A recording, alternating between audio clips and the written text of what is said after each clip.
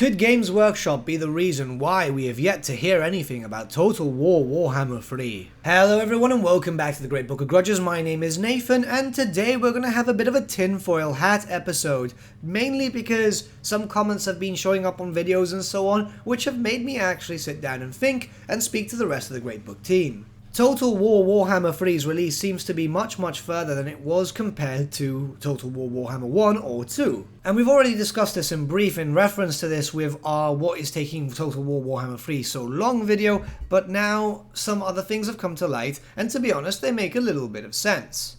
The series itself is very popular. I don't think that Creative Assembly themselves or even Games Workshop realized what type of actual success this was going to get. When we look at things realistically, we know that a majority of the Warhammer games that have been released haven't been very good. There obviously have been very big ones, such as, Vermintide, Space Marine, and so on, but in most cases, most of them have been kind of forgettable. And then suddenly, Total War Warhammer gets released and it booms into the mainstream world, where so many people have now started hearing about Warhammer itself and Warhammer Fantasy. And as the game series became more and more popular, more and more people were actually drawn to Warhammer Fantasy Battles, the actual tabletop game. These would-be players were only met with disappointment as they actually saw that Warhammer Fantasy Battles had now been cancelled, or shelved, or whatever you want to call it, world blowing up pretty much, and Age of Sigmar has now replaced it. I can't tell you the amount of times I've gone on Reddit or random Warhammer Fantasy forums or even the Total War forums with people saying that they'd like to get into the game and they know it's going to be difficult considering the fact that most of the models are gone, the system has been,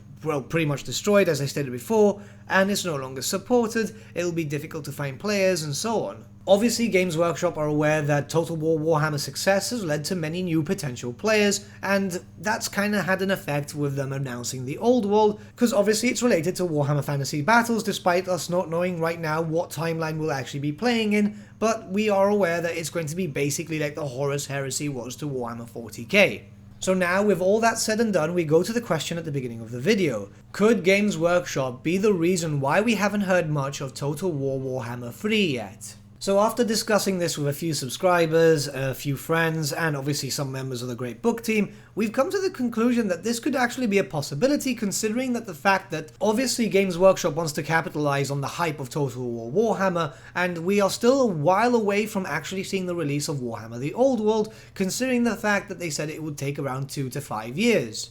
Now by that point, Warhammer Total War 3 will be long gone and we'll still be getting DLC packs, but yeah, the hype will start dying down, which is why people are starting to believe that maybe Games Workshop has a hand to play in this, where we'll instead see a lot more DLC content come out for Total War Warhammer 2, and we'll have to wait a little bit longer for Total War Warhammer 3, which, to be honest, makes sense. We're still getting content. The second game itself is receiving loads of quality of life updates, and it's actually getting better and better. We've seen them try to update Sieges a little bit with the fort system, which, to be honest, it's not the best, but it's still a step in the right direction, the island battles and so on, so at least stuff is getting changed and all the other races are getting updated, especially the Warhammer 1 races, which terribly need updates to actually keep them on par with the second game. This gives Creative Assembly a lot of breathing room to actually experiment with new systems and new actual quality of life updates, which will allow the game to actually play better and prepare themselves for Game 3, as a lot of work needs to be done on that anyway, considering the fact that Chaos Demons and stuff like that will require a lot of work.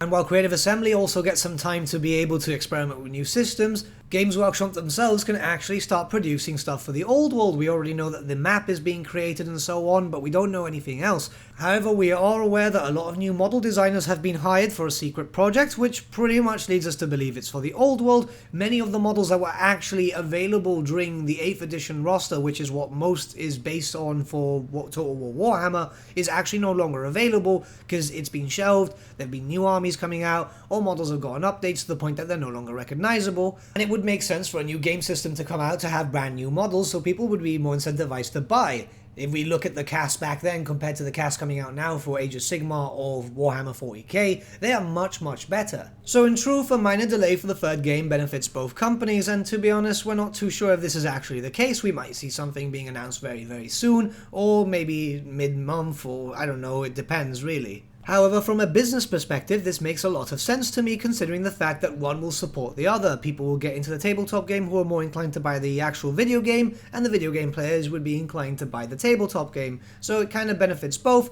similar to how Total War and Vermintide have done these cross-promotion type of things.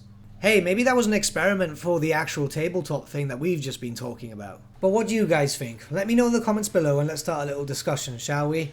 And with that, my friends, we come to the end of our video. Thank you so much for watching. If you did enjoy the video, might I suggest giving the video a like, or even subscribing to the channel, as it really does help us out. In the description link below, we have some various social media links where you can get in contact with the Great Book team on various social medias such as Instagram, Facebook, Discord, and what so. In the description link below also is an affiliate link to Element Games where you can buy Warhammer products and loads of different hobby games and products and like loads of brushes. It's actually really cool for 10 to 25% off. And it also supports the channel at no extra cost to you, which I think is rather cool. A big thank you to our patrons. The support means the world to us. Honestly, we're just breaking ground with how to work this channel properly and we're still learning. So the fact that you guys want to actually help out is super, super cool. But once again, thank you so much for watching, my friends, and I shall see you all again very, very soon. Have a good day.